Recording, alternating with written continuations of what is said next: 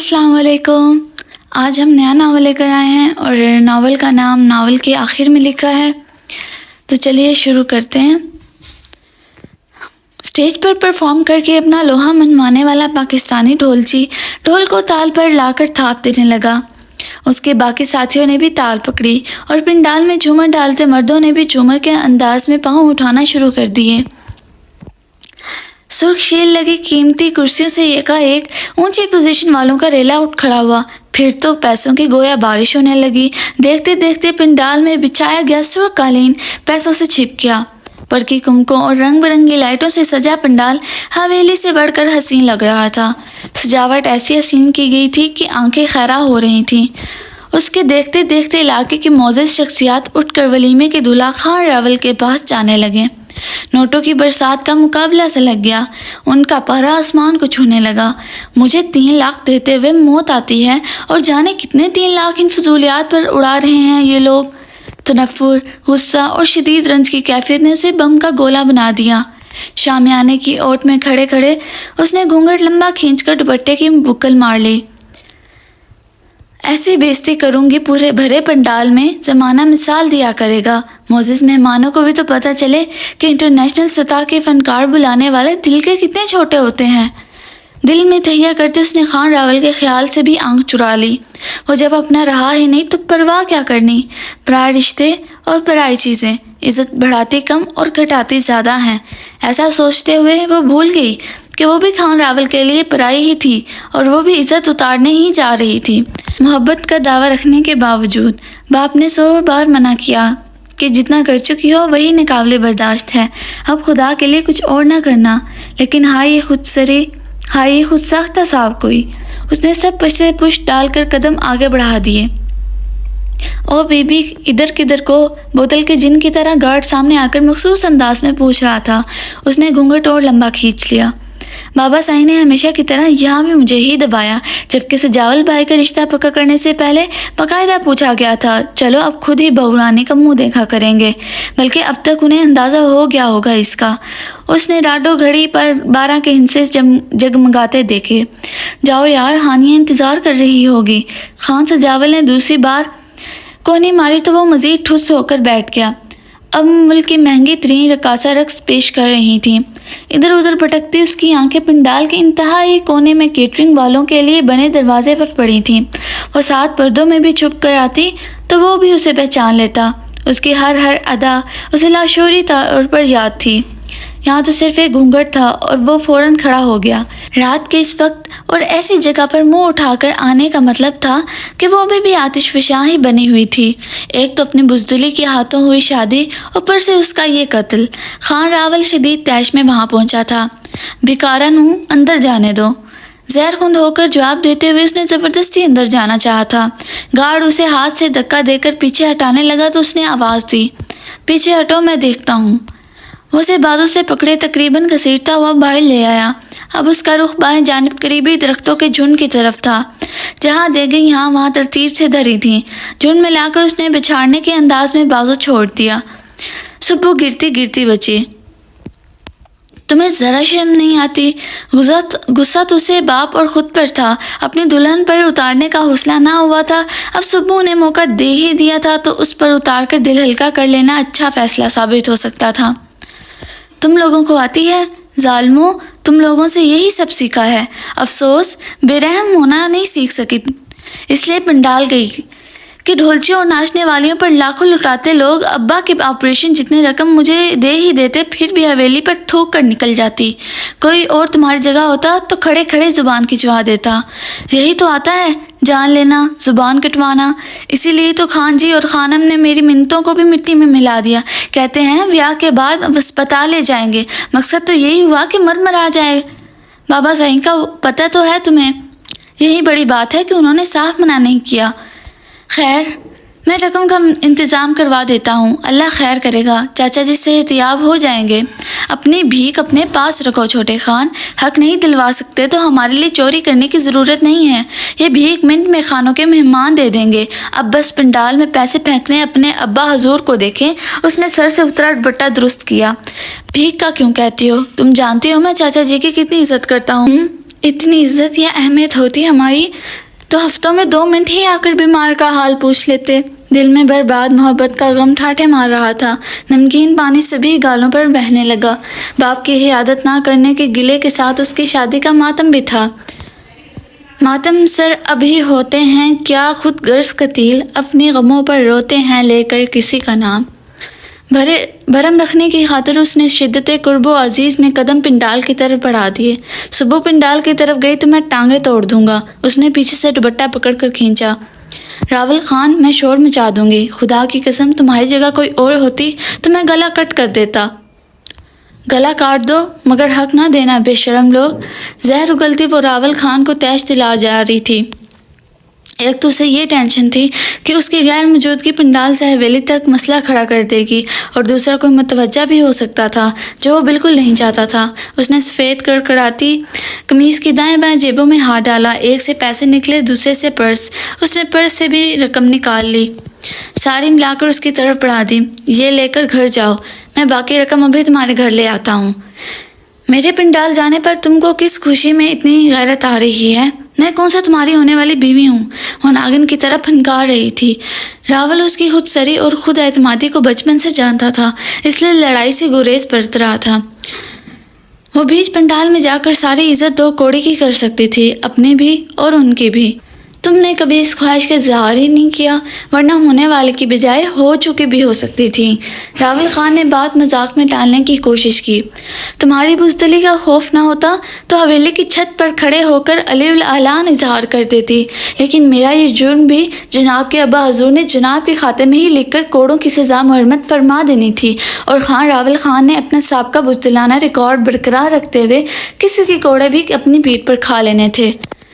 راول خان کو بزدلی کے اس سانے نے سچ مچ تیش دلا دیا، سو اس نے نرمی کا چولا اتارا اور 2 قدم آگے بڑھ کر کونے کے اوپر سے بازو پوری طاقت سے پکڑا اور اس کی آنکھوں میں جھانکا۔ مگر اب تم گھر جاؤ گی، چاچا سلیم کے پاس، سمجھ گئی؟ صبح نے لمحہ بھر اس کی آنکھوں میں دیکھا، پھر دوسرا ہاتھ دوپٹے کے نیچے سے نکال کر چاقو کوہنی کو گرفت میں لینے والے بازو پر مار دیا۔ کی آواز کے ساتھ سفید کلف لگا کپڑا پھٹا تھا اور سرخ خون کی دھار بہنے لگی۔ راول خان نے تکلیف سے اس کا بازو چھوڑ دیا، خالی ہاتھ نہیں جا رہی تھی وہاں۔ خیر، اب کم سے کم اپنے لفظوں کی لاج رکھ لینا اور اب یہ پیسے پہنچا دینا، میں ابا جی کے پاس جا رہی ہوں۔ ایسے چھوڑ کر جاؤ گی ظالم؟ وہ قطرہ قطرہ ٹپکتے خون کو دیکھ کر کڑنے کی اداکاری کرنے لگا۔ ایک وہی تو تھی جس نے اسے ڈرامے کرنے سکھائے تھے، جو ڈرامے کرنے پر زور دیا کرتی تھی بچپن سے ہی۔ مرنے نہیں لگے، موت ظالموں کی جلدی چانس نہیں دیتی، موت ظالموں کو جلدی چانس نہیں دیتی۔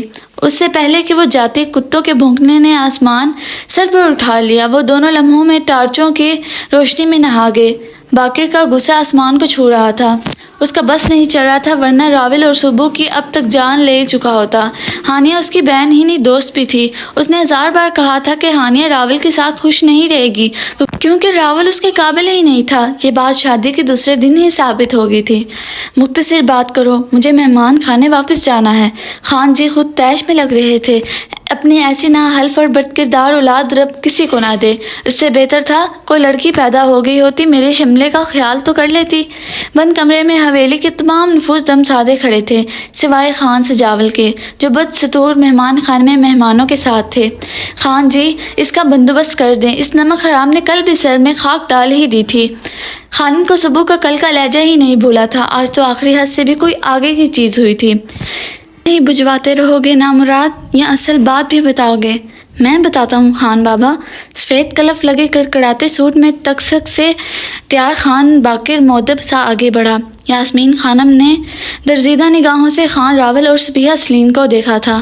خان جی، پنڈال سے راول کافی دیر ہوئی نکل آیا تھا، ہم سمجھے وہ حویلی چلا گیا ہے۔ سجاول بھائی سے اجازت لے کر گارڈز نے کتے کھول دیے اور خود بھی پنڈال میں محفل دیکھنے آ گئے۔ ابھی 5 منٹ بھی نہ ہوئے تھے کہ ذخیرے والے طرف سے کتوں کا شور آنے لگا۔ میں شور سن کر ہی پیپو کے ساتھ ہی بھاگا، وہاں پہنچا تو دیکھا یہ دونوں رات کے 12 بجے وہاں موجود تھے۔ خان باقر نے قہرناک نظر ان پر ڈالی، جبکہ خانم نے منہ پر ہاتھ رکھ لیا۔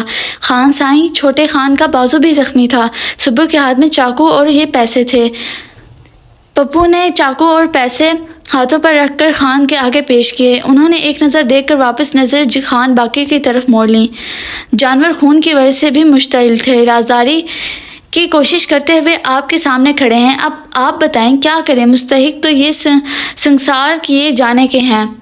سبو نے ایسی افتاد کا تو زندگی میں نہ سوچا تھا۔ دھیرے دھیرے حواس بیدار ہو رہے تھے۔ بالآخر وہ چلانے لگی۔ الزام بہت بڑا تھا، اس کا چلانا بنتا بھی تھا۔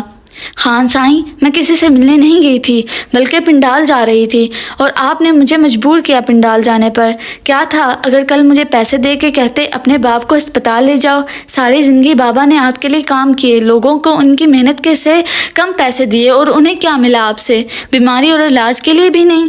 اس علاج سے دگنے تو ذخیرے والے آم کے کھیت سے کما لیے آپ لوگوں نے۔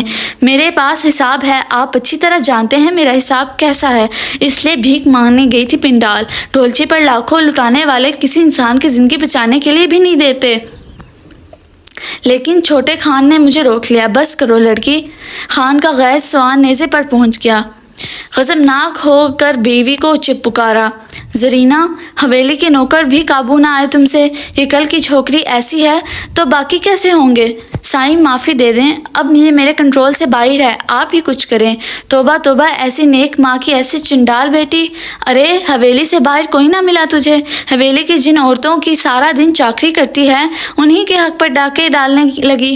خان جی، کل دیگر ویلس نے مجھ سے بھی پیسے مانگے تھے، جب نہیں دیے تو بہت الا بلا بول کر گئی۔ وہ تو شکر ہے تب کمرے میں کوئی نہ تھا۔ خانم زرینہ نے بھی گویا دہائی دی۔ مائی باپ یہ ہمیں کہتی ہے، میں حویلی والوں کی رشتہ دار ہوں، بہت روب ڈالتی ہے سارے نوکروں پر۔ پپو نے خباثت زدہ آنکھوں سے تکتے ہوئے اپنی دہائی کے ساتھ جلتی پر تیل ڈالا۔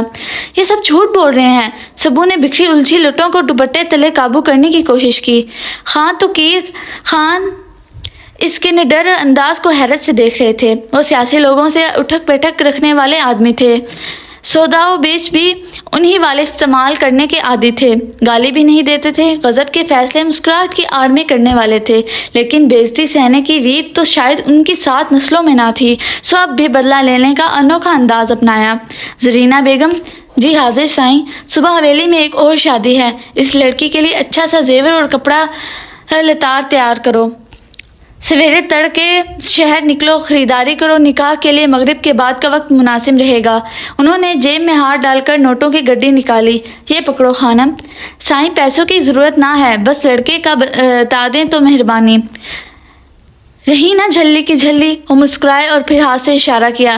یہ سامنے ہی تو کھڑا ہے۔ سب کے سر پر چھت آ گئی تھی جب پپو کتوں کی بو اور گرد سے آٹے ہاتھ باندھ کر خان کے پیروں میں جا بیٹھا۔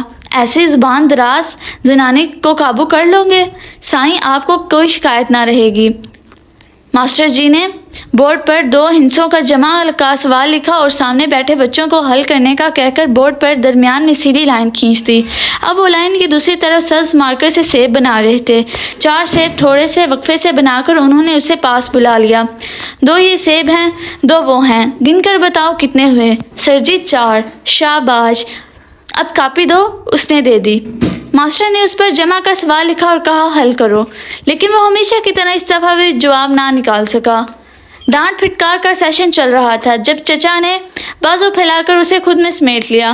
وہ ان سے لپٹ کر کان میں سرگوشی کرنے لگا۔ چا، میں نہیں پڑھنا۔ او تیری، پھر کیا چچا جیسے ان پڑھ رہنا ہے؟ جانگلی؟ اب آپ جانگلی نہیں ہو، آپ بہت اچھے ہو، بابا جانگلی ہیں۔ اوے کھوتے، ہولی گال کر، مطلب آہستہ بات کر، ورنہ ابھی بھائی صاحب ہم دونوں کو الٹا لٹکا دیں گے۔ آپ کو بھی مار پڑے گی؟ وہ بڑی بڑی سیاہ آنکھیں حیرت سے پھیلا گیا۔ ہاں ہاں، بہت پڑے گی، بہت پڑتی تھی۔ جو بچہ پڑھائی نہیں کرتا اس کو مار ہی پڑتی ہے۔ چا سائیں، آؤ مجھے ڈیرے لے جاؤ اپنے پاس، ادھر بابا پھر ماریں گے۔ بچے ڈیرے پر نہیں جاتے، ادھر بڑے جاتے ہیں۔ بڑے کیوں جاتے ہیں؟ انہوں نے کھیتی باڑی کرنی ہوتی ہے نا۔ اچھا، پھر میں بھی ٹریکٹر چلاؤں گا، آپ سے زیادہ کپاس اگاؤں گا۔ وہ اس سے پہلے کہ وہ اگلی بات کرتا باپ نے پکار لیا۔ چچا بھتیجے دونوں کو اندازہ ہو گیا کہ ماسٹر جی سے پروگریس کی خبر ریسیو کر کے آ رہے ہیں۔ اپنی کرسی کھینچ کر بیٹھتے ہوئے انہوں نے سامنے دیکھا۔ بچوں کی ایک کرسی خالی تھی۔ سوالیہ آنکھیں بیگم کی طرف کیں۔ آپ سے خوف زدہ ہے، سامنا نہیں کرنا چاہتا۔ قدرے دکھے دل کے ساتھ آواز میں شکوہ بھی تھا۔ بھائی صاحب ایسے نہ مارا کریں، ہر بچہ فرسٹ آنے والا نہیں ہوتا، کسی میں کوئی قابلیت ہوتی ہے کسی میں کوئی، یہ اللہ کی دین ہے۔ آپ دیکھنا وہ پڑھائی میں اچھا نہیں تو کسی اور کام میں بہت اچھا ہوگا، کوئی اور ہنر اللہ نے دیا ہوگا۔ چھوٹی ہو کر بھی بھرجائی ٹوک دیا کرتی تھی، ویسے بھی وہ کتابوں سے محبت رکھنے والی بندی تھی، دبے دبے الفاظ میں برے رویے پر ٹوک ہی دیا کرتی تھی۔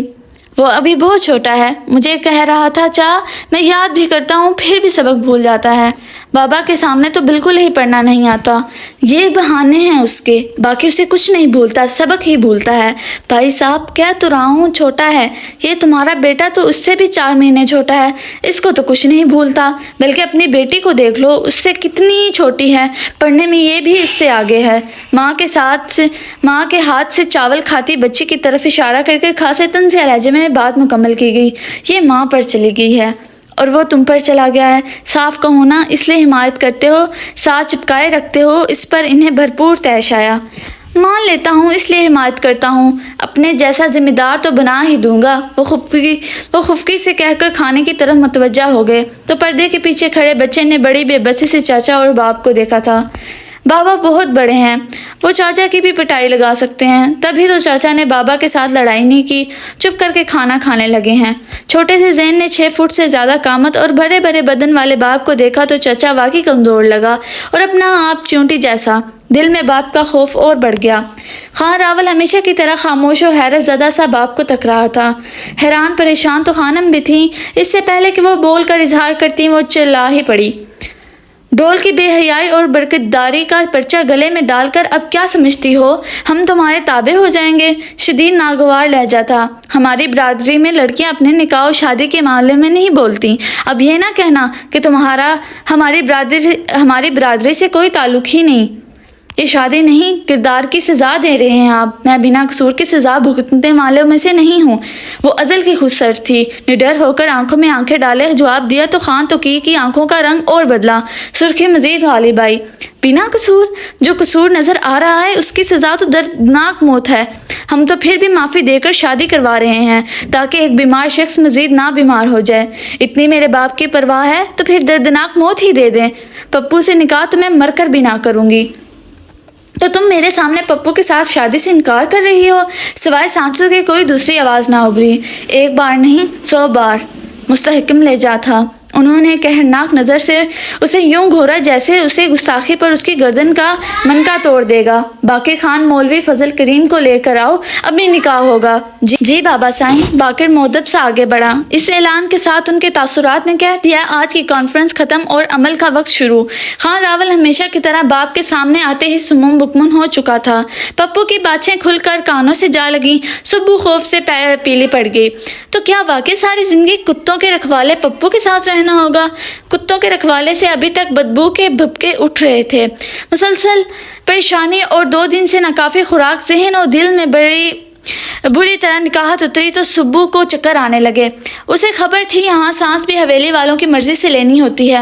میں ختم کر لوں گی خود کو، لیکن خان کی مرضی نہیں چلنے دوں گی۔ میں صبیحہ سلیم ہوں۔ معاف ہوتے ذہن کو یاد دلانے تک خان کمرے سے نکل کر صحن کے بیچوں بیچ بیٹھی تھال بجا کر ٹپے ماہی گاتی عورتوں تک پہنچ چکے تھے، جہاں خواتین نے احتراماً تالیاں اور تھاپ روکی۔ خان راول نے زندگی میں پہلی دفعہ جاتے باپ کو پیچھے سے پکارا۔ وہ قدرے حیرت سے پیچھے پلٹ کر دیکھنے لگے۔ اپنی اب تک کی زندگی میں شاید ہی کبھی خان راول نے ان سے براہ راست بات کی ہو۔ ابا سائیں، یہ نکاح نہیں ہو سکتا۔ اس کی آواز میں کچھ تو ایسا تھا کہ ہوا کے گھوڑے پر سوار خان باقر بھی رک گیا۔ کیوں نہیں ہو سکتا؟ ضبط کی انتہا پر جا کر پوچھا گیا۔ کیونکہ یہ میری منقوہ ہے، نکاح پر نکاح نہیں ہو سکتا۔ خان راول کی زبان ذرا سا لڑکھڑا کر فراٹے سے جملہ پورا کر گئی۔ صحن میں سینکڑوں نفوس موجود ہونے کے باوجود سوئی گرنے کی آواز بھی سنی جا سکتی تھی۔ کیا بکواس کر رہے ہو راول خان؟ توقیر خان کی پکڑی کا ترا بھی بے چین ہو کر لہرانے لگا۔ حویلی کی دونوں سرکردہ عورتوں کے ہاتھ سینے پر گئے، جبکہ ٹی پنک لہنگے میں بنی فربہی مائل بدن والی ہانیہ نے دروازے کی چوکھٹ پکڑ کر سہارا لیا۔ آخر کب تک وہ اندر بیڈ پر بیٹھی رہتی؟ اٹھ کر دروازے میں آئی ہی تھی کہ مجازی خدا کے منہ سے سوکن والی خبر سن لی۔ پپو کے سر پر آسمان گھوم کے سیدھا ہوا۔ لمحوں میں اسے پتہ چل گیا کہ راول خان نے پپو سے نکاح سے بچانے کے لیے اپنے اور اس کے سر پر غلاظت کا ایک اور ٹوکرا الٹا ہے۔ بھاگ کر نکاح پر شاباش تو بنتی نہیں تھی۔ راول خان بزدل کہیں، یہ ہمدردی کا کون سا طریقہ ہے خان جی؟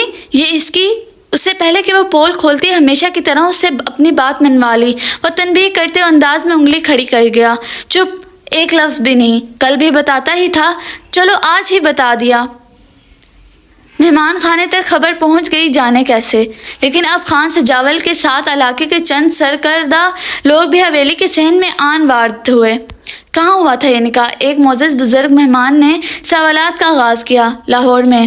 کب؟ 3 مہینے پہلے۔ ثبوت؟ لاہور میں ہے۔ یہاں کسی کو خبر ہے؟ نوید کو۔ نوید وہ جو تمہارے بھٹے کا منشی ہے؟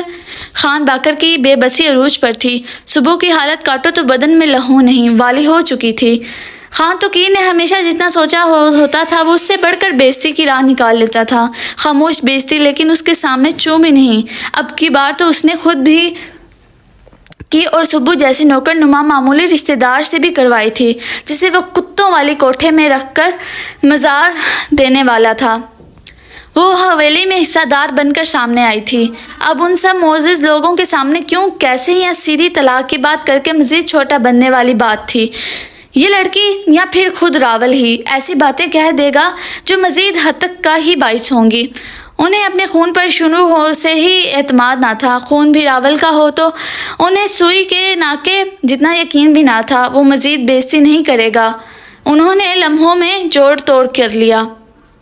راول خان، اس کو لو اور نکل جاؤ میری 4 دیواری سے۔ اگر کبھی اس کو ساتھ لے کر یہاں قدم رکھا تو ولدیت خانے سے میرا نام خارج سمجھنا، اور ہاں، میرے بیٹے کو جلد از جلد آزاد کر دو۔ خان ٹھیک کہتا تھا، تم اس کے لائق ہی نہیں تھے۔ اس کی خاموشی سے صبح کا ہاتھ تھام لیا۔ زخم سے خون رس رس کر خود ہی بند ہو چکا تھا۔ شادی والی حویلی کا ماحول ایک دم سے بدل گیا۔ بچوں کے رزلٹ کا دن تھا۔ توقع کے عین مطابق خان سجاول سے لے کر ہانیہ خانم تک نے پوزیشن لی تھی، جبکہ اس کی پروموشن پھر سے روک دی گئی تھی۔ عام لفظوں میں وہ پھر سے فیل ہو گیا تھا۔ پہلے سے فک رنگ اور لبوں پر خوف و دہشت کی اڑی رنگت نے خان ضمیر کو اپنا وقت یاد دلا دیا۔ اسے بنا پر بھتیجے کو ساتھ بھیجا تھا، میرا شیر بچہ، جبکہ شیر بچے کا منہ مرغے کے ابترا حالت والے چوزے کی طرح کھلا ہوا تھا۔ ضمیر خان اپنے بچوں کے رزلٹ کارڈ دیکھ کر مایوسی سے ایک دوسرے کو دیکھتے ہوئے جیب میں ڈال چکے تھے۔ روٹی کی طرح اسے دھنکنے کے بعد اس کا باز صوفے پر بیٹھ کر ہانپنے لگا۔ اب بتاؤ، وہ بیوی سے پوچھ رہے تھے۔ شہر کے سب سے مہنگے اور اچھے اسکول نے ہاتھ کھڑے کر دیے۔ اب کدھر بھیجوں تیری اس نالائق اولاد کو؟ ہر ناکامی کے بعد وہ صرف اپنی ماں کا بیٹا بنتا تھا۔ بڑے دونوں اپنی اپنی ٹرافیاں اٹھا کر جا چکے تھے، جبکہ چھوٹے خان کے بچے اپنا دل ٹھنڈا کرنے کو تحائف ہاتھ میں لیے بیٹھے تھے۔ انہیں ان کے اس کارنامے پر باپ سے زیادہ تایا سے شفقت ملا کرتی تھی۔ ہر سال ملا کرتی تھی جب باپ ہر سال ان سے زیادہ تیش میں بھتیجے کو گلے لگا لیا کرتا تھا۔ تینوں بچوں کو محبت مل رہی تھی، لیکن معیار سے ہٹ کر، مقام سے ہٹ کر۔ تایا کی شاباش مرہم سے زیادہ زہر ثابت ہوتی تھی، جبکہ اس کے لیے چچا کی شفقت مزید کمتری کے دروازے کھولتی تھی۔ نقصان تینوں بچوں کا مشترکہ ہو رہا تھا، لیکن نظروں کی زد میں صرف ایک تھا، اور کمتری کی وجہ سے وہ زیادہ نظروں میں آتا جا رہا تھا۔ اعتماد سے عاری وجود 20 سال کا ہو کر بھی 6 سال کا لگا کرتا۔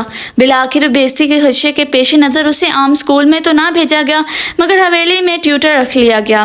صبح کی اذان ہو رہی تھی جب اس نے چیک بک اور جیب میں پڑی نقدی ماں کے ہاتھ پر رکھ دی۔ اماں سائیں، پریشان نہ ہونا، بس اپنی گاڑی ہی لے جا رہا ہوں۔ اپنی ذاتی پیسوں سے خریدی گئی کار کی چابی دکھا کر وہ رخصت ہو گیا۔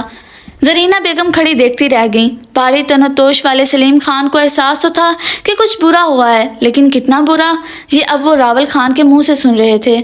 چاچا جی، آپ کو بھی تو بابا سائیں کے مزاج کا پتہ ہے، اس لیے ان کو روکنے کا یہی راستہ بچا تھا۔ بزدل انسان، تم سیدھے ہی بزدل ہو، ان کے سامنے بات بھول جاتی ہے تمہیں، اس لیے آسان راستہ چنا، ورنہ حق کے راستے پر ڈٹ کر ویسے بھی کھڑا ہوا جا سکتا تھا۔ باپ تھا تمہارا، تم زبردستی بھی منوا سکتے تھے کہ ایسا نہ کریں۔ اب کیا میں اپنے باپ کو گولی مار دیتا؟ ڈرائیونگ سیٹ سے اس نے پیچھے مڑ کر انگارے چبائے تو سلیم خان کرا اٹھے۔ آپ نے میری پگڑی سینکڑوں لوگوں میں رول دی چھوٹے خان جی، میں کم حیثیت ضرور ہوں مگر اللہ جانتا ہے کہ بغیرت نہیں تھا جو آپ نے بنا دیا۔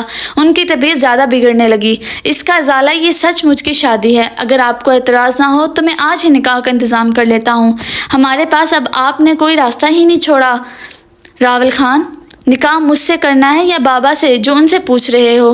سبو کی زبان صدا سے بے لگام تھی، وہ شرمندہ ہو بھی گیا۔ اگر اس کا باپ ساتھ نہ ہوتا تو وہ اسے نانی یاد کرا دیتا۔ ادھار کا قائل اب سے وہ نہیں رہا تھا۔ وہ مسلسل انہیں انہیلر کی مدد سے سانس لینے میں مدد دے رہی تھی۔ فرسٹ ایڈ ملنے کے بعد ان کی طبیعت سنبھلی تو اسپتال میں ہی نکاح کر دیا گیا۔ راول خان نے اٹھ کر ملنا چاہا تو انہوں نے ہاتھ اٹھا کر روک دیا۔ سبو گلے لگنا چاہتی تھی، اسے باقاعدہ ہاتھ جھٹک کر دور رہنے کا اشارہ کر دیا۔ میں نے تجھ کو آنکھوں میں بٹھا کر رکھا، لڑکوں سے زیادہ لاڑ لٹائے، تو نے خود سری سیکھی۔ اس کا مطلب ہوا لوگ ٹھیک کہتے ہیں بیٹیوں کو حد میں رکھنا چاہیے، ورنہ تیری طرح جو جذباتی ہو کر خود اعتمادی کے نام پر جہاں پیرا اٹھائیں گرد اڑاتی، خود بھی دھول چاٹتی ہیں اور میرے جیسے حد سے بوڑھے ہوئے باپ کو بھی چٹاتی ہیں۔ ان کے لفظ لفظ سے ٹپکتے درد نے سبو کو رلانے پر مجبور کر دیا۔ وہ صفائی سننا ہی نہیں چاہتے تھے۔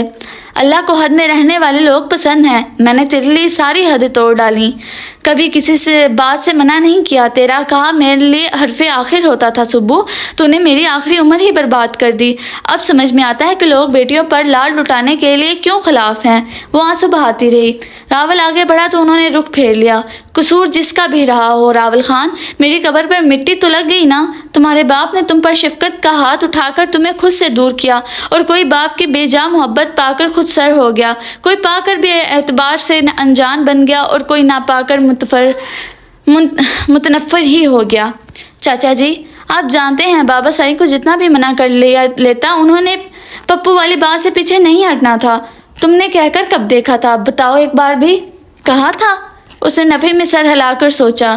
واقعی راستے شاید وہ اور بھی نکل سکتے تھے، لیکن ان کے سامنے بات کی صلاحیت جاتی رہی تھی۔ اس بات پر اسے خود پر طیش آنے لگا تو سر جھٹک دیا۔ بات بری کرتے کرتے انہیں سانس کی تکلیف مزید بڑھ گئی۔ ان کی حالت دیکھ کر وہ اٹھ کھڑا ہوا۔ میں پیسے لے کر ابھی آدھے گھنٹے میں یہاں پہنچتا ہوں، تب تک تم ڈاکٹر سے ملو۔ اس نے شوں شوں کرتی ناک کے ساتھ اسبات میں سر ہلایا۔ انہیں شدید اچھو آ رہا تھا۔ سبو نے بٹھا کر کمر پر ہاتھ پھیرنا چاہا، لیکن وہ ریت کی طرح پھیلتے چلے گئے اور ہر ضرورت سے بے نیاز ہو گئے۔ سبو کی وحشت ناک چیخ دور تک گونجی۔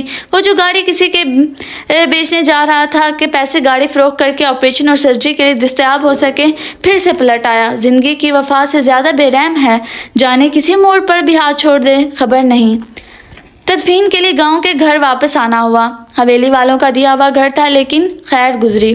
بس اتنا ہی ہوا کہ حویلی کے مزاج کے عین مطابق سب گاؤں والوں اور رشتہ داروں نے تبصرے خوب کیے، عزت خوب اچھلی، اور اول سے زیادہ گناہگار سبو قرار دی گئی۔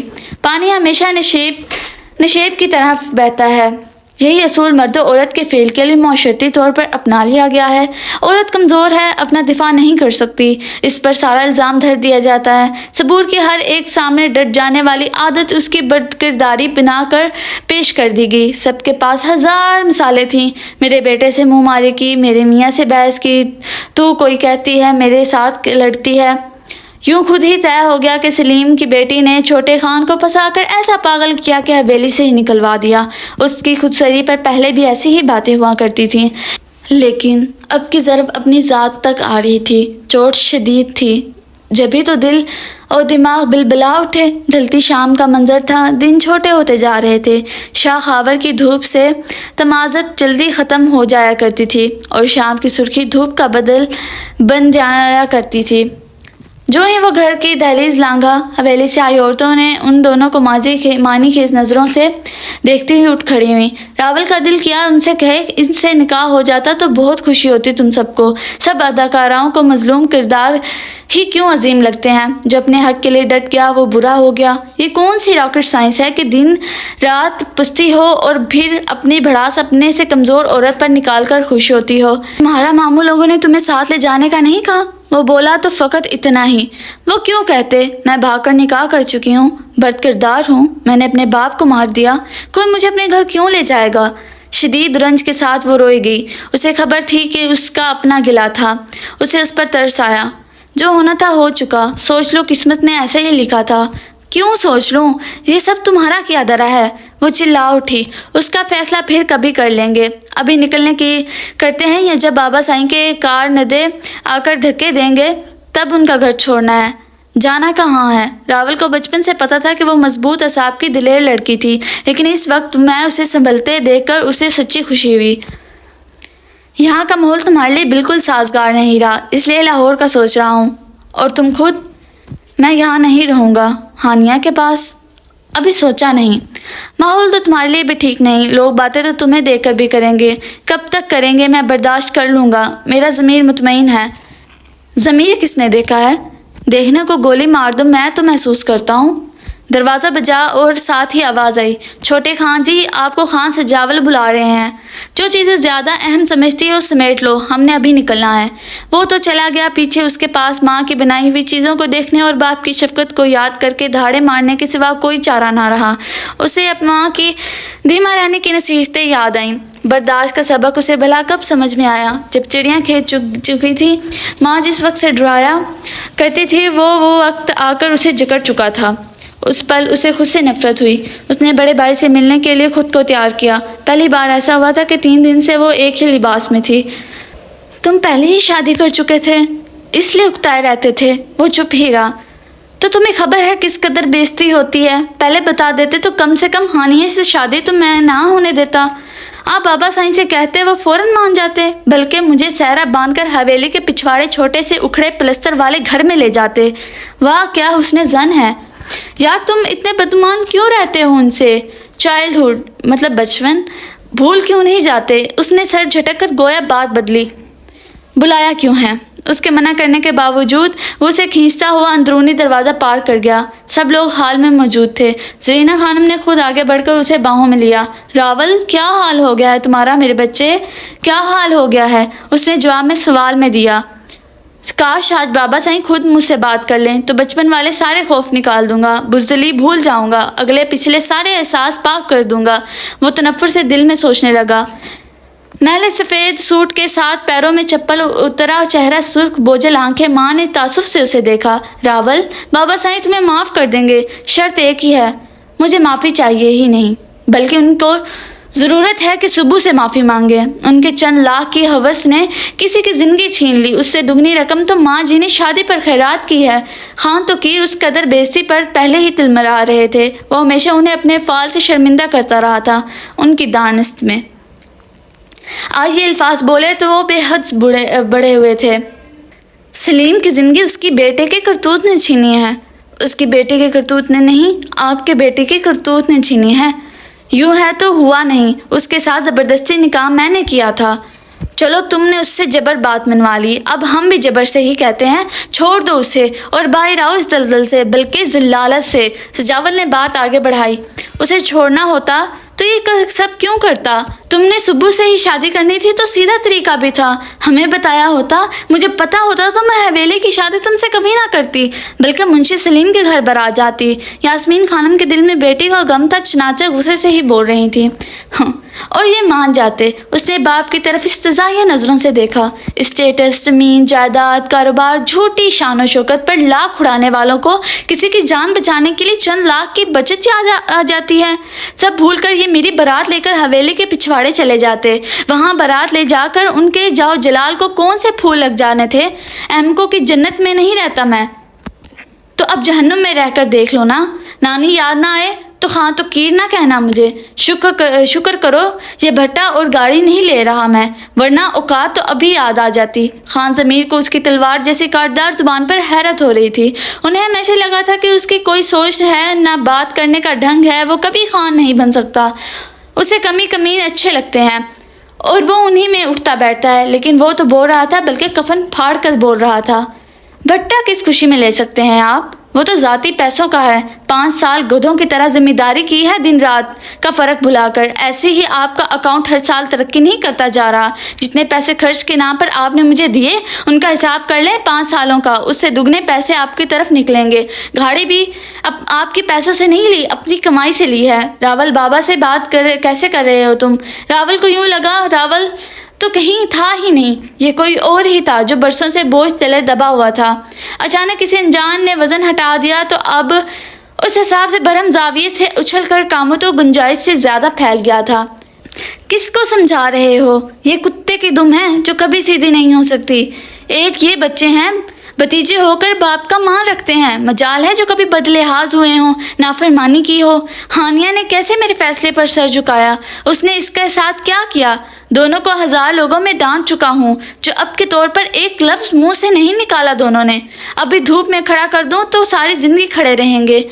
मान भी कुछ चीज़ होती है। तुम पर तो पहले दिन से मान ना हुआ। तुम तो दुनिया में आई ही मेरी इज्जत रोलने हो। ये मुआवजे से बचपन में भी पागल कर दिया करते थे। अब वो ना तो न था, सो डट गया। सारी पुरानी बातें, मार कुटाई सब उंगलियों पर गिरवाने लगा। हत्ता कि आपके कहने पर उससे शादी तक कर ली। उसने वाज़ह तौर पर हानिया के काफ़ी हद तक फरबही माइल बदन को निशाना बनाया। खान तुकीर का हाथ उठा और उसकी हल्की हल्की दाढ़ी से सजे चेहरे पर कड़ाके से पड़ा। तुम जैसे नालायक धुतकारे हुए इंसान से अपनी बच्ची की शादी करना मेरी सबसे बड़ी गलती थी। मैं अपने मरहूम भाई की रूह से शर्मिंदा होकर रह गया हूँ। अभी आज़ाद करो मेरी बच्ची को, अभी बोलो ज़बान से। वो गिरबान से पकड़कर उसे झंझोड़ने लगे तो हानिया ने यकदम आकर उनको पकड़ लिया।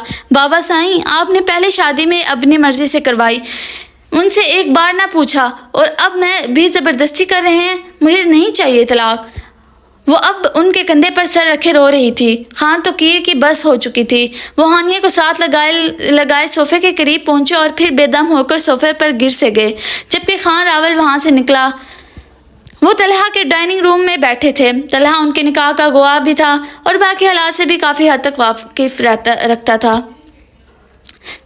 रखता था। यार, हॉस्टल तो भाभी के लिए मुनासिब नहीं है, लेकिन एक और हल है। पिछली गली में आंटी कोसर रहती हैं। बहुत दबंग से बुजुर्ग खातून हैं। जवानी में बेवा हो गई थी। 4 बेटियां हैं। प्रॉपर्टी का रेंट ही जरिया मौश है। उनका बैक साइड पर एक कमरे का छोटा सा पोर्शन है जो वो अक्सर 2 या 3 स्टूडेंट्स को दिया करती हैं, यानी जिनकी फैमिली से जान पहचान निकलती हो। मेरा ख्याल है आजकल फ्री है, वो ले लेते हैं। हर तरह से सेफ्टी है ना। हाँ यार, 40 साल से हम घर वाले एक दूसरे को जानते हैं। वो अम्मी की दोस्त भी हैं। आइए भाभी, आप भी देख लें। अगर पसंद आए तो बात कर लेते हैं। उसने सवालिया नज़रों से उसकी तरफ देखा तो वो सर हिला गया। दाएं गैलरी से गुजर कर वो पीछे पहुंचे तो कमरा काफ़ी कुशादा और जदीद सहूलतों से मुज़य्यन था। आगे छोटा सा बरामदा, जिसके दाएं कोने पर छोटा सा किचन था, जबकि बाएं हाथ पर बाथरूम था। वो तीनों अब आंटी कोसर के सामने बैठे थे। आंटी, ये मेरा दोस्त सावल खान है, अपने इलाके का जागीरदार है, और ये इनकी मिसेज। आंटी कोसर ने काली चादर में लिपटी कदरे बीमार और मतकूक सी लड़की नज़र आती लड़की पर नज़र डाली। कब हुई है शादी? आंटी, यही कोई 5-6 दिन पहले। ओए अम्मा, मुझे तो कहीं से नहीं लग रहा ये हफ्ता भर की दुल्हन है। तलहा ने सारी राम कहानी पॉलिश करके सुना डाली। ये तलहा अपना बच्चा है, मुझसे वाकिफ है, झूठ तो बोलेगा नहीं। बेटा, दूसरी शादी हमने गुनाह नहीं बनाई हुई। खैर, किसी मरे हुए शख्स की बच्ची को नाम दिया है, अल्लाह उन्हें अजर देगा। बेटियों के दर्द तो बेटी वाला ही जान सकता है। मुझे यकीन है जल्दी ही तुम्हारे माँ बाप भी मान जाएंगे। लेकिन ज़्यादा देर भी समझ नहीं रहती। मैं भी कहूँ, कैसे बच्ची बीमार सी लग रही है। वो अगले ही लम्हे बाद पलटने की माहिर थी। फ़ोन नंबर दोनों मुझे लिखवा दो। मेरा लिख लें, इनका भी ख़रीद कर दे जाता हूँ। तो क्या तुम अभी जा रहे हो? जी आंटी, ज़्यादातर मैं गांव में ही रहता हूँ, पहली बीवी के पास। जी। उफ़ी आंटी साहिबा इतने सवाल कैसे कर लेती हैं? वो दिल में सोच कर रह गया। भैया, 2 शादियाँ कर लीं तो अब इंसाफ भी करना, इसके भी बराबर के हकूक़ हैं। जल्दी राम कर वहाँ बाप को और इसे भी इधर ही रखो, तुमको आसानी रहेगी। उसने सर हिलाकर जान छुड़ाई। 4 महीने का किराया पेइंग गेस्ट के तौर पर उसने एडवांस आंटी के हाथ पर रख दिया। मेरे दोनों नंबर इसमें सेव हैं। वो उसे फ़ोन पकड़ा रहा था। साथ मुख्तलिफ फलों के शॉपर भी थे। मैं जल्द ही चक्कर लगा लूँगा। वो 5-5 हज़ार के 2 नोट उसकी तरफ बढ़ाते हुए बोला। उसने खामोशी से पकड़ लिए। वो अल्लाह हाफिज़ कहकर रुखसत हो गया। बहुत देर सोचने के बाद बिलाखिर उसने दिमाग का फ़ैसला मान लिया और खान रावल के बेडरूम में बीवी बनकर रहने का फ़ैसला किया। भले ही वो सबिया सलीम को लेकर लाहौर जा चुका था, सारी हवेली में रंज और वालम की सूरत हाल थी, लेकिन हालिया को लगता रावल की जगह कोई भी ऐसी हालात गुजरता तो यही फ़ैसला करता।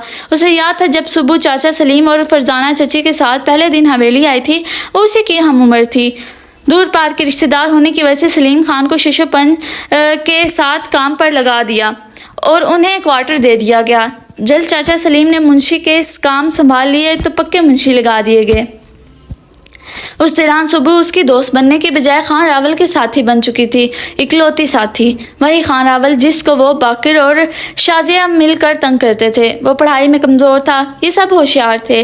خان توقیر کو اولاد کو اعلیٰ ڈگریاں دلانے کا شوق ملانے والے سیاستدانوں کو دیکھ کر ہوا تھا۔ اس کا پڑھائی میں کمزور ہونا انہیں برداشت ہی نہ ہوا کرتا تھا۔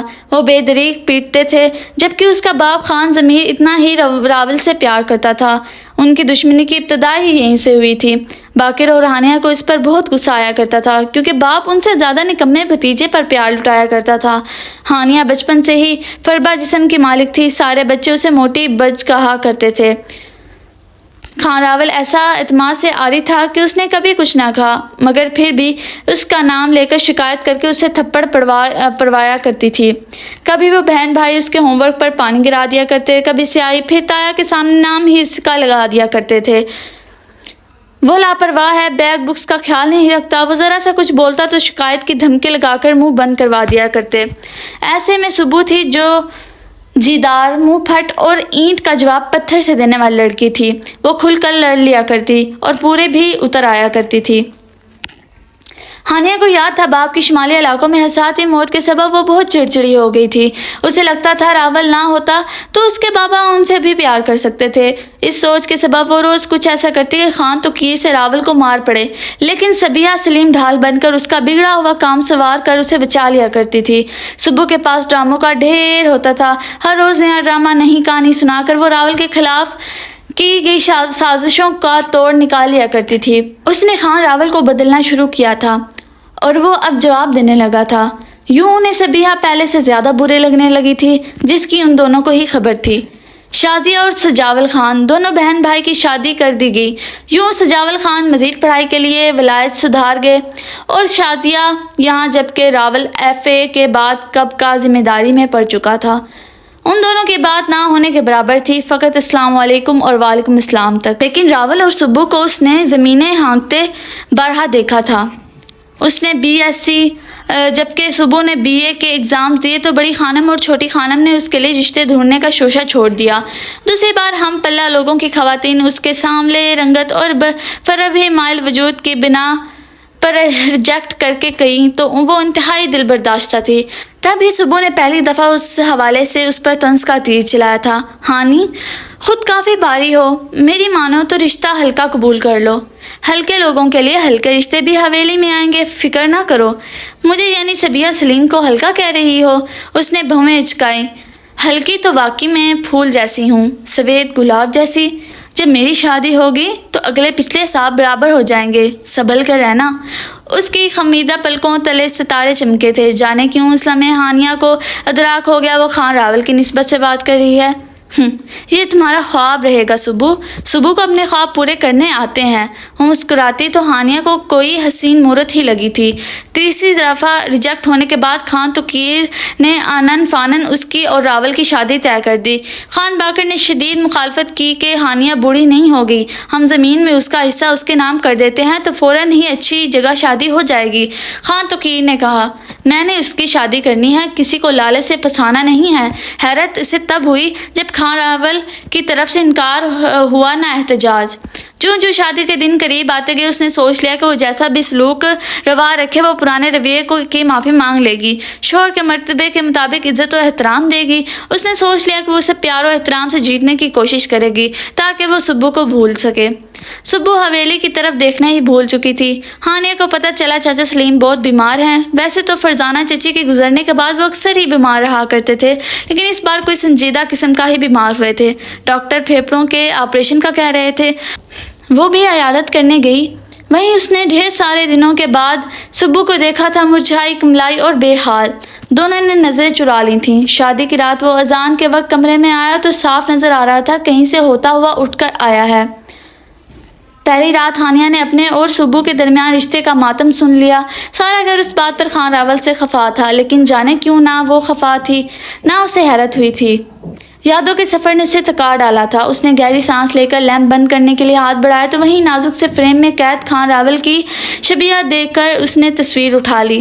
اس نے ہمیشہ اسے سلوار قمیض میں ہی ملبوس دیکھا تھا، بادامی سوٹ میں گھنی داڑھی مونچھیں کے ساتھ بال بھی پیچھے کنگھی کیے ہوئے تھے۔ اسے یاد آیا اس کا فرینڈ گروپ کہا کرتا تھا تمہارا یہ کزن تو پکا فیوڈل لگتا ہے، تو وہ نفی میں سر ہلا کر بتایا کرتی تھی کہ بابا سائیں کہتے ہیں راول پکا کمی لگتا ہے، اس میں فیوڈل لارڈز کی کوئی بھی خوبی نہیں ہے۔ اس کے ساتھ تو صبح ہی سوٹ کرتی ہے، نازک اندام اور بے حد پیاری۔ کہاں میں کالی کلوٹی 2.5 من کی دھوبن، کہاں خان راول خان۔ اس نے تصویر بیڈ پر اس کی جگہ پر رکھی اور سونے کی کوشش کرنے لگی۔ مسلسل 4 مہینے لگاتار مصروف رہنے کے بعد کوئی رات ایسی نہ آئی تھی جب وہ مرے ہوئوں کا روتی نہ سوئی ہو۔ صبح انوشے کے ساتھ اس کے اسکول میں جاب کر لی، شام کو بچے ٹیوشن کے لیے آتے تھے، انوشے کے ساتھ ان کو پڑھایا کرتی کیونکہ پریشا اب ایگزامز کی وجہ سے ٹیوشن پڑھانے چھوڑ چکی تھی۔ اب وہ اور انوشے مل کر پڑھایا کرتی تھیں۔ ہر مہینے کچھ نہ کچھ رقم لے کر وہ آنٹی کے ساتھ یتیم خانے جایا کرتی تھیں، لیکن سکون قلب تو رخصت ہی ہو چکا تھا۔ احساس جرم دل سے قطرہ قطرہ خون نچوڑنے جا رہا تھا۔ سر تک کمبل اوڑھ کر اس نے لاکھ بار کی سوچی ہوئی سوچ پر نئے سرے سے سوچ ڈالی۔ کاش وہ پنڈال نہ جاتی، یا پھر راول کی بات مان کر واپس آ جاتی، یا پھر خان توقیر کی بات مان کر پپو کو قبول کر لیتی۔ کیا پتا بابا نہ مرتے، کاش راول بھی بے بنیاد بات نہ کرتا تو یوں رسوائی سے گھبرا کے بھاگنا نہ پڑتا۔ ہائے میں کیسے جلد باز تھی کہ اپنے ہاتھوں سے اپنے بابا کو مار ڈالا، جن کی زندگی بچانے کے لیے پنڈال گئی تھی، انہی کے لیے موت خرید لائی۔ ماں کے بعد اسے سنبھلنے میں وقت نہیں لگا تھا۔ باپ ماں سے ہمیشہ بڑھ کر کرتا تھا، لیکن باپ کے بعد اسے ماں کی کمی زیادہ محسوس ہوتی تھی۔ اس کی نصیحتیں کسی پل چین نہ لینے دیتی تھیں۔ ابھی سے بستر میں لیٹ گئی ہو، طبیعت تو ٹھیک ہے؟ پانی کا گلاس لاتی آنٹی اس کے کمرے میں چلی آئیں۔ اتنے دن ہو گئے تیرا میاں کیوں نہیں آیا؟ جب بھی آتا ہے ہوا کے گھوڑے پر سوار ہوتا ہے، کب تک سوگ مناؤ گی؟ ایسے تو وہ تمہاری سوکن کا بن جائے گا، پھر سر پکڑ کر روتی رہو گی۔ کچھ عقل کو ہاتھ مارو، 2 مہینے سے تمہارے طور طریقے دیکھ رہی ہوں، کچھ پوچھتی ہوں تو تمہاری شکل گھڑیاں جیسی بن جاتی ہے، نہ کھانا پینا ٹھیک ہے، نہ کبھی فون کرتی دیکھتی ہوں۔ کب تک اسکول کا سہارا ڈھونڈو گی؟ اصلی سہارے کا ہاتھ پکڑو، یہ جو اجڑی پھرتی ہو نا، تبھی من کو چین پڑے گا۔ راول نے اسے میاں تسلیم کب کیا ہے؟ مجھے تو لگتا ہے وہ اور میں ہم دونوں قاتل ہیں، لیکن اسے معلوم تھا کہ ان باتوں سے اسے بے لوث محبت کرتی عورت کو شریک نہیں کر سکتی، سو چپ رہی۔ 4 ماہ ہو گئے تھے اسے بھٹے پر رہتے ہوئے۔ اس دوران 2-3 چکر اس کے لاہور کے لگے تھے، بھلے کھڑے کھڑے ہی صحیح، پر حویلی میں تو چکر نہ لگا تھا۔ خان سجاول بیوی بچے کے ساتھ لندن واپسی سے پہلے اس کے پاس آ کر سمجھاتے بھی رہے تھے کہ بابا نے وہیں غصے کے زیر اثر کہا تھا کہ حویلی نہ آنا، تم نے دل پر لے لیا۔ وہ صرف صبح کے ساتھ ہی لے کر حویلی نہ آنے کا کہہ رہے تھے۔ صبح مجھ سے الگ ہے؟ یار میں نے کب کہا، لیکن وہ ہمارے بابا ہیں، ان سے مقابلہ مت کرو۔ تم پاس رہتے ہو، تمہیں ان کی قدر نہیں۔ میں دور رہتا ہوں تو تم مجھ سے پوچھو کہ وہ کتنی بڑی نعمت ہے، کتنا یاد کرتا ہوں وہاں۔ آپ یقیناً کرتے ہوں گے، میں تو بچپن میں دعا کرتا تھا کہ وہ گھر نہ آئیں۔ اس نے نگاہ چرائی۔ میں مانتا ہوں ان کا رویہ تمہارے ساتھ سخت تھا۔ سختی؟ وہ طنزیہ ہنس پڑا۔ سجاول بھائی تشدد بھرا رویہ تھا، مجھے لگتا ہے ابھی بھی کوئی پیٹھ دیکھے تو نیل مل جائیں گے۔ خان سجاول نے اسے ساتھ لگایا۔ یار بھول جاؤ اب سب، ان کو تمہاری ضرورت ہے، وہ کمزور ہو گئے ہیں اور شاید دکھی بھی ہیں، پچھتاتے بھی ہیں۔ مجھ سے تو کبھی نہیں کہا۔ تم نے کبھی ان سے بات بھی کی ہے یا پاس بیٹھے بھی ہو؟ سجاول خان کو غصہ آ گیا۔ جو بھی ہے، بلائیں گے تو وہیں حویلی واپس جاؤں گا، یہ طے ہے۔ ہانیہ کا کیا قصور ہے؟ ہانیہ کا کیا قصور ہے؟ گھر بنا تو رہا ہوں، اس کی مرضی ہوگی، آنا ہے تو مجھے کوئی مسئلہ نہیں، میں انصاف کرنے کی کوشش کروں گا۔ تم تو پکے ذمہ دار ہو یار، ہم تمہاری ایک شادی دیکھنے آئے تھے، دیورانیاں تم نے 2 بنا دیں۔ سجاول کی بیگم نے لقمہ بنا دیا۔ میں نے تو ابھی ایک کا بھی نہ سوچا تھا، لیکن بابا کی وجہ سے مجبور ہو گیا۔ سجاول کے حیران ہونے پر اس نے حقیقت بتا دی۔ تب اسے اپنا آپ قدرے ہلکا پھلکا سا محسوس ہوا تھا، دل کا بوجھ کسی حد تک اتر چکا تھا۔ کسی سبزی کا ملغوبہ موٹی سی روٹی کے ساتھ کھاتے ہوئے اسے ماں کے ہاتھ کے کھانے یاد آ رہے تھے کہ دفعتاً فون بجا۔ آنٹی کوثر کا نمبر۔ وہ سلام دعا کے بعد ڈائریکٹ حملہ کر گئیں۔ ارے بچے، کون سے ہوائی گھوڑے پر سوار آتے ہو؟ وہ ہنس دیا۔ بچی باولی سی ہوئی پھرتی ہے، اداس ہے، تم کو پرواہ ہی نہیں۔ میرے بچے، انصاف سے چلو، رب راضی ہوتا ہے۔ اب وہ کیا کہتا کہ وہ کون سا حویلی میں رہتا ہے، اس لیے خاموشی ہی رہا۔ وہ تو کف سے بولی، کام دھندے زندگی کے ساتھ چلتے ہیں، کل سویرے آؤ فرصت سے، 4 دن رکو، گھر منہ پھرو، یہی تو دن ہوتے ہیں۔ اب کیا بھیا قاصد بھیجا کرے گا تو ملنے آؤ گے؟ خفت زدہ ہنسی کے ساتھ اس نے صبح آنے کا وعدہ کر لیا۔ اسے خوشگوار حیرت ہو رہی تھی کہ یعنی 4-5 مہینے بعد ہی سے وہ زندگی کی طرف آنے کے قابل ہو رہا تھا۔ زہر لب اس کا نام دہرایا تو دھڑکن کی تال بدلنے لگی۔ وہ چپل پہن کر ٹھنڈی فضا میں نکل آیا۔ چہل قدمی کرتے ہوئے سوچتا رہا، نکاح کیسا رشتہ ہے جو جذبات کی ہیبت ہی بدل دیتا ہے۔ اس نے زندگی میں سوچا بھی نہیں تھا کہ ہر پرائے پھڈے میں ٹانگ اڑانے والی اینٹ کا جواب پتھر سے دینے والی لڑکی اس کی کم گو بیوی بن جائے گی، اور وہ اس کے لیے اتنی اہم ہو جائے گی کہ کسی کی کال پر بھی اس کی نیند اٹھ جائے گی۔ اس کے برعکس جب اس نے ہانیہ کو سوچا تو کینہ، حسد، اکھڑپن، جھوٹ اور ہر وقت کا رونا دھونا ہی یاد آیا۔ بچپن میں وہ یہی سب کر کے اسے تکلیف پہنچایا کرتی تھی۔ سردیوں کی چھٹیاں تھیں، میں اور بچیاں صفدر کی طرف کب سے نہیں گئیں، اب جا رہے ہیں۔ تبھی انوشے بیگ گھسیٹتی چلی آئی۔ اتنا بڑا بیگ، کیا ہمیشہ کے لیے جا رہے ہو؟ وہ شدید ناگواری سے پوچھ رہی تھی۔ اے بچی، تیرا میاں آیا ہوا ہے اور تجھے ہماری پڑی ہے، اس کی خدمت کرو، میں 4-5 دن تک آ جاؤں گی، بچیاں تو چھٹیاں گزار کر ہی آئیں گی۔ آنٹی نے چائے کا مگ اس کے ہاتھ میں تھما دیا اور وہ صوفے پر بیٹھ گئی۔ کمرے میں ہیٹر نے سردی قابل برداشت کی ہوئی تھی۔ اس نے اپنا کپ ختم کر کے میز پر رکھا۔ آؤ تمہیں اپنا گھر دکھاتا ہوں۔ دل پر جبر کرتے وہ اس کے پاس بیڈ پر جا بیٹھی۔ 2 بیڈ روم کے چھوٹے سے خوبصورت گھر کی تصویریں موبائل میں اس کے سامنے تھیں۔ وہ جانے کیا کیا بول رہا تھا، وہ سمجھ نہیں پا رہی تھی۔ سبو، تم میری پہلی ہمدم، پہلی رازداں ہو، تم سے تعلق ہمیشہ برابری کی سطح کا رہا ہے۔ اتنے مہینے ہو گئے نکاح کو، جب بھی تمہاری کوئی ادا سوچنے کی کوشش کی تو شیرنی چنگاڑتی ہی تصور میں آئی ہے۔ یار، اب بدل لو خود کو، کیا ہر وقت قاتل موڈ طاری کیے رکھنا؟ وہ اپنی بات پر خود ہی ہنسا۔ سبو کو خبر تھی کہ بات رخ بدلنے والی ہے۔ اس نے وقت ٹالنے کے لیے اٹھنا چاہا، مگر اس نے ہاتھ پکڑ کر واپس بٹھا لیا۔ یقین کرنے دو، تم بھی شرما سکتی ہو۔ اس نے لاکھ ہاتھ چھڑوانا چاہا لیکن اس کی گرفت نہ چھوٹی۔ صبح کو صبح ہمیشہ سے زیادہ دھندلی اور سیاہی بھری لگی۔ لون کے مونگیا رنگ کے سوٹ میں ملبوس کھلے بالوں کے ساتھ وہ ہیٹر کے پاس بیٹھی تھی۔ وہ بھی سیر خیز تھا، سو اٹھ چکا تھا۔ وہ آنکھیں جن سے اسے محبت تھی، ان کی سرشاری دیکھ کر اس کی خود سے نفرت اور بڑھ گئی۔ اسے احساس ہوا کہ کوئی بھی جذبہ مستقل نہیں ہوتا، اس طرح محبت بھی ہم ہر وقت خود پر طاری نہیں رکھ سکتے۔ شہر میں رہ کر خوبصورت ہو گئی ہو۔ صبیہ بیگم پہلے سے ہی خوبصورت تھی۔ سینے تک چادر اوڑھے بکھرے بالوں کے ساتھ وہ بیڈ پر لیٹا کروٹ لیے اسے دیکھ رہا تھا۔ رنگ تو واقعی گورا ہو گیا ہے، اور جو جگہ چربی چڑھی ہوئی تھی وہ بھی اتر چکی ہے۔ لگتا ہے میرے ہجر نے تمہاری چربی پگھلا دی۔ چلو، میری پسند کی شیپ میں ڈھل تو گئی ہو۔ موٹاپا مجھے زہر لگتا ہے۔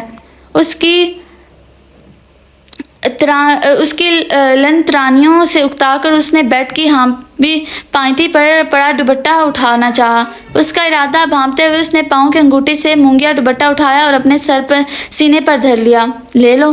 وہ محبت بھری نظروں سے دیکھ رہا تھا۔ صبح نے سر جھٹک کر گویا لعنت بھیجی اور رخ الماری کی طرف کیا۔ وہ شال نکال رہی تھی کہ اس نے جست لگا کر اس کا ہاتھ پکڑ لیا۔ کیا ہو گیا ہے تمہیں؟ مجھے پاگل نہ کرو یار، مجھ سے پہلے ہی تمہارا یہ روپ ہضم نہیں ہو رہا۔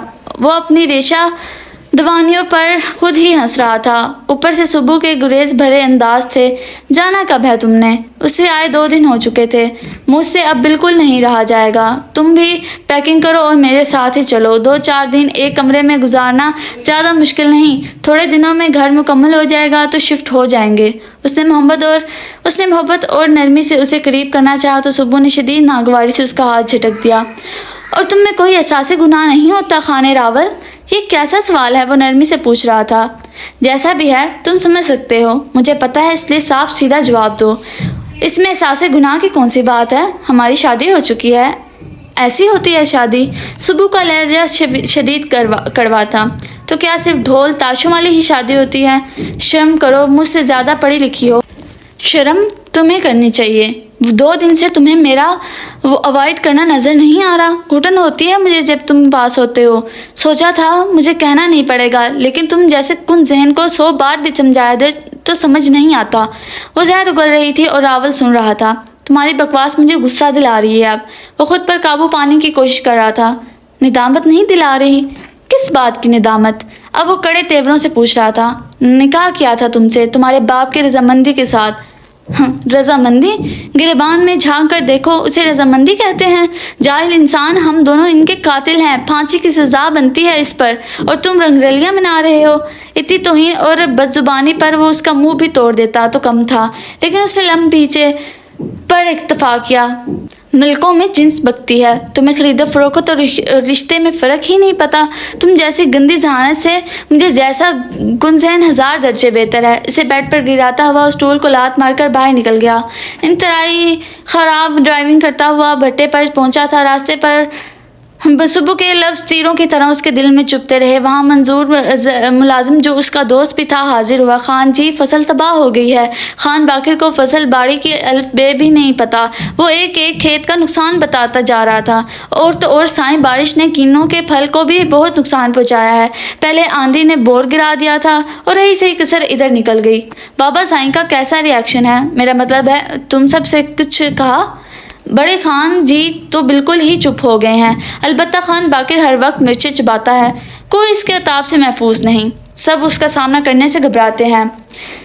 शहरी बंदा है, उसके हाथ में बाबू टाइप कलम ही जचता है। ज़मींदारी उसके बस का रोग नहीं तो वो क्या करे? उसने फिर भी बाकर का दिफा करना चाहा। साईं, बंदा ही ज़िद्दी है, मजाल है जो किसी की सुन ले, इसलिए भी नुकसान हुआ है। इशफाक की बहन की मंगनी टूट गई, शादी फसल पर करनी थी। फसल से खाने जितना भी नहीं आया और शादी कैसे करता? लड़के वालों ने कहीं और रिश्ता तय कर लिया। रावल खान को ये सब सुनकर दिली दुख हो रहा था। उसे ज़मीन से ऐसी मोहब्बत महसूस हुआ करती थी जैसे वालिदैन को औलाद से होती है। दूसरी तरफ सुबह का ख्याल आया, जिसके लिए भी मैंने ये सब छोड़ा, उसने रिश्ते को ही गाली के तराजू में तोलना शुरू कर दिया। फिर से उसके अल्फाज दिमाग में गूंजने लगे तो उसने मेज़ पर पड़ा शीशे का गिलास पूरी कुव्वत से दीवार पर मार कर तोड़ दिया। अलमारी से सर दर्द की गोलियां ढूंढकर खाईं और कंबल ओढ़कर लेट गया। जाने कब नींद आई थी, लेकिन आंख बार बार बजते फ़ोन की वजह से खुली। खान जी, आवाज़ तो हानिया की थी, लेकिन वो खान जी किसको कह रही है? रावल बोल रहा हूँ, उसने बता देना मुनासिब समझा। जी खान जी, आप ही का नंबर मिला है। अम्मी जी की तबीयत सख्त ख़राब हो गई है। बाकिर भाई शहर गए हैं और बाबा साईं लाट वाली ज़मीन पर। आप जल्दी आ जाएं। आखिर वो रो रही पड़ी। क्या हुआ चाची को? मैंने बुखार चेक किया है, पारा 104 पर है। मैं अभी आ रहा हूँ, तुम लोग तैयार रहो। पट्टा हवेली से 10 मिनट की ड्राइव पर था। वो 7 मिनट में पहुँच गया और हानिया अपनी बीमार माँ के साथ गाड़ी में बैठ गई। रावल को लगा वो सदियों बाद अपने कमरे में सोया है, जो अब बिल्कुल तब्दील हो चुका था। स्टाइलिश और कीमती ड्रेसिंग टेबल पर उसके हेयर ब्रश और चंद परफ्यूम्स के साथ का मिक्स किताबें भी खुली थीं। वो इसकी तब्दीली को महसूस करते हुए सोने की तैयारी में था कि हानिया ट्रे में दूध के 2 मग उठाए चली आई, जिनसे भाप उड़ रही थी। खान जी, दूध ले लें। खान जी, किस खुशी में कह रही हो? आपकी वाइफ होने की खुशी में, वो मुस्कुराकर बोली। BSc फर्स्ट क्लास पास हानिया बेगम, जैसे FA पास कुन जहन को खान जी बुलाए तो जचता नहीं। आप बाबा साईं और बाकर भाई की मुरब्बत मुझ पर लागू क्यों कर रहे हैं? मुझे तो लगता है मैं आपके काबिल ही नहीं हूँ। अच्छा, मैं सच कह रही हूँ। यकीन है तो तुमने झूठ कभी बोला ही नहीं, इसलिए मैं मान लेता हूँ। उसने माजी के तनाज़र में तंज की नश्तर-जनी जारी रखी। वो किसी का रंज किसी और पर निकाल रहा था। अच्छा, दूध तो पी लें, ठंडा हो जाएगा। तो फिर पियेंगे नहीं? मैं दूध नहीं पीता। खान रावल का रवैया मज़ीद सर्द होता जा रहा था। एक ही घर में रहते हुए मुझे आपके आदतों और पसंद नापसंद की सब खबर है, इसलिए दूध में अवल्टीन डालकर ही लाई हूँ। उसे लगा वो सुबह को उसकी पसंद कहकर जिता रही है। उसने बात का लेवल जानने के लिए आंखें उसके चेहरे पर गाड़ दी। कदरे सामने चेहरे पर तंज का नाम तक ना था, लेकिन बात वही थी जो उसने पकड़ी थी। उसे नए सिरे से सुबह के हाथों हुई अपनी तजलील याद आई। आंखों में शायद गैस के शोले भड़क रहे थे। तभी हानिया कंफ्यूज होकर नजरें झुका गई। یہ خان جی اور چھوٹا جی اور جھوٹا احترام اپنے پاس رکھو. میں کبھی کسی کے لیے قابل احترام نہیں رہا. شور ہو کر پیرو مرشد بھی بن جاؤں تب بھی. اماں جی، سجاول بھائی اور چاچی اتنے واسطے نہ دیتے تو شاید میں اس شادی بھی نہ رکتا بھی نہیں. میں شادی میں رکتا بھی نہیں. اس لیے تم بھی وہی بن کر سامنے آؤ جو تم ہو. مصنوعی عزت اور ان ڈراموں کو تمہارا مقصد کیا ہے؟ فی الحال تو میں سمجھنے سے قاصر ہوں، کن ذہن جو ہوں، لیکن جیسے ہی سمجھ میں آ گیا میرا رویہ بالکل شایان شان ہوگا. اب مجھے بابا سائیں کا رتی برابر خوف نہیں. خان جی، مجھے اندازہ تھا کہ بچپن کی باتوں کی وجہ سے آپ یہی سوچیں گے. میں ان سب باتوں پر بارہ شرمندہ ہوتی رہی ہوں، ابھی بھی شرمندہ ہوں. آئی ایم سوری، لیکن اب آپ کا مقام سب سے جدا ہے. ہمیں ان رنجشوں کو بھلا کر آگے نکل جانا چاہیے. خان راول نے بے چین ہو کر پہلو بدلا تو بیٹھ کے پائنتی تک گئی. بچپن میں باکر بھائی اور آپ اور میں، ہم تینوں ہی زیادہ خوش قسمت نہیں رہے. آپ کو بابا سائیں کی بے رخی ان کی ایک قسم کی محبت کی وجہ سے برداشت کرنا پڑی، مگر آپ ہم سے زیادہ خوش قسمت تھے. ہمارے بابا بھی ہمیشہ آپ سے محبت نبھائی. ہماری جب آنکھ کھلتی وہ زمینوں پر جانے کے لیے تیار ہو چکے ہوتے تھے اور پھر وہ ہمیشہ کے لیے چلے گئے. اس کی آنکھوں میں نمی تھی. تب ہم بچے تھے تو جلسی اور گھٹیا حرکتیں بنتی تھیں. اب یہ بھلا مجھ پر سوٹ کرتی ہیں؟ ہرگز نہیں. خیر، آپ کون سا مجھے جانتے ہیں، سو جو سوچ رہے ہیں ایک لحاظ سے ٹھیک ہے. وقت ثابت کر دے گا کہ میں مصنوعی ہرگز نہیں اور نہ ہی کوئی ڈرامہ کوئین ہوں. دیوار پر لگے کلاک کے وقت کا اعلان کیا تو وہ اٹھ کھڑی ہوئی. امی کی میڈیسن کا وقت ہو گیا ہے. وہ دودھ کا مگ لے کر واپس مڑتے ہوئے بولی، آپ کہیں تو گرم کر کے دے جاؤں؟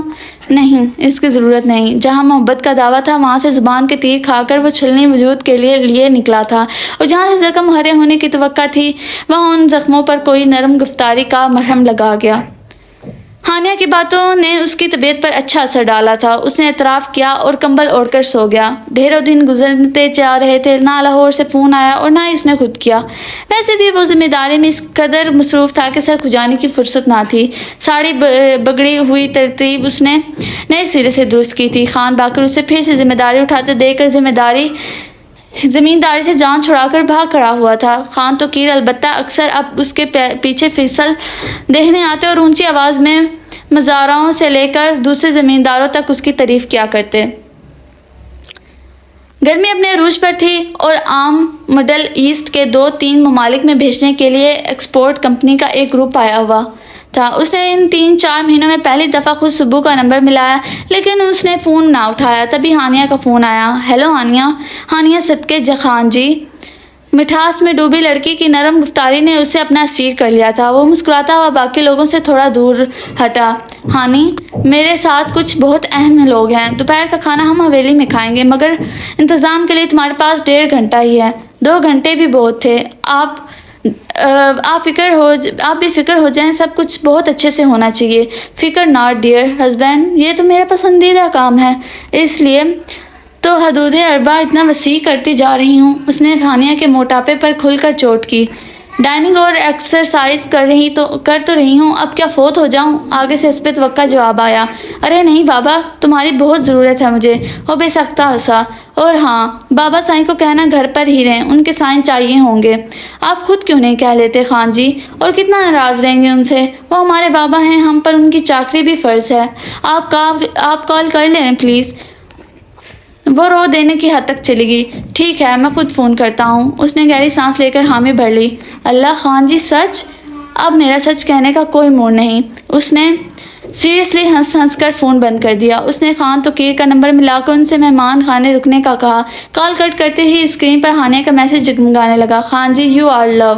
اس نے ٹائپ کیا. اتنی سی بات میں لو ہو گیا ہوں؟ جواب آیا. اس کے پیچھے بھی ایک داستان ہے جو آپ کو فرصت میں سناؤں گی. راول نے لکھا. میں آج بالکل فری ہوں گا، اور موبائل جیب میں ڈال کر مہمانوں کی طرف متوجہ ہو گیا. کھانے کے بعد مینیجر نے سارے ڈاکومنٹس نکال کر خان توقیر کے سامنے رکھ دیے اور ٹرمزائڈ کنڈیشنز ڈسکس کرنے لگا تو خان توقیر نے ہاتھ اٹھا کر روک دیا. آپ کی خان راول سے ڈسکشن نہیں ہوئی؟ خان راول صاحب سے بات چیت ہو گئی ہے، لیکن انہوں نے کہا ہے کہ حتمی فیصلہ آپ کا ہوگا. مینیجر صاحب، اللہ کا بڑا کرم ہے کہ اس نے فرما بدار اولاد دی ہے. مجھے تو سالوں بیت گئے زمینداری چھوڑے. میرا بیٹا راول جانے اور اس کا کام. راول خان، جو تمہیں مناسب لگتا ہے کرو. مجھے اب سکون ہے. اپنے سائن اور انگوٹھے سے کام لیا کرو. اب وہ اٹھ کھڑے ہوئے. احتراماً سب کھڑے ہو گئے. انہوں نے سب سے ہاتھ ملایا اور پھر ہاتھ راول کے کندھے پر رکھ دیا. پھر اچانک ہی انہوں نے اپنا ہاتھ اس کے گال پر رکھ دیا. راول کو ان کی آنکھوں میں نمی صاف نظر آئی تھی جسے چھپانے کے لیے اس نے اس کا جھریاں زدہ ہاتھ تھام کر چوم لیا. معاہدہ سان کر کے مہمانوں کو رخصت کرنے کے بعد اندر آئے تو ہانیہ فیروزی اور گلابی سوٹ میں ملبوس ڈریسنگ کے سامنے کھڑی بال سنوار رہی تھی. سب کیسا رہا خان جی؟ سب ٹھیک ہو گیا. وہ 8-9 مہینے بعد اس طرح خوش ہوا تھا. آپ بہت خوش ہیں؟ ہانیہ نے پوچھا. تم نے ہی تو خوشی دی ہے ہانیہ. تمہاری نرمی گفتاری اور ٹھنڈے مزاج نے مجھے باندھ لیا ہے. محبت تو میٹھے رویوں کے ساتھ سفر طے کرتی رہتی ہے، راول نے محبت سے کہا. لیکن آپ کی زندگی میں سویہ جیسی خوبصورت بیوی تو ہے، ہانیہ نے دھیمے سے کہا. مجھے لگتا ہے اب علیحدگی کا فیصلہ ہی مناسب ترین ہوگا. راول نے اپنا ارادہ ظاہر کیا. وہ آپ کی محبت میں مبتلا ہے، اس کی رائے لے کر فیصلہ کیجیے گا. مجھے مسئلہ نہیں. ہانیہ نے اس ظرف سے راول کو اس کا قائل کر دیا.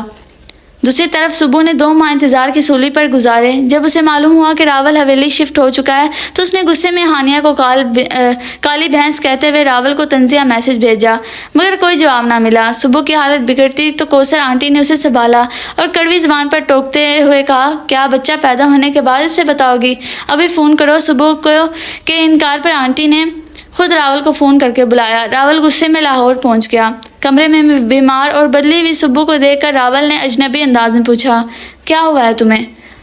آپ کو پتہ نہیں چل رہا؟ اس کدو ہانیہ کے پاس رہتے نا. سبو نے بھی زہر اگلا. ہانیہ کے لیے ایک لفظ نہ بولنا. راول نے وارننگ دی. اس کی مہربانی سے مجھے شادی پر پھر سے یقین آنے لگا ہے. تمہاری زبان کی کاٹ نے مجھے نیلا کر دیا ہے. تم میں احسان فراموشی اور بدتمیزی کے سوا کچھ نہیں ہے. آپ سے محبت اتنی ہے کہ آپ کے سامنے سب کچھ بول جاتی ہوں. سبو نے صفائی دی. مجھ میں ایسی محبت کا اسٹیمنا نہیں ہے.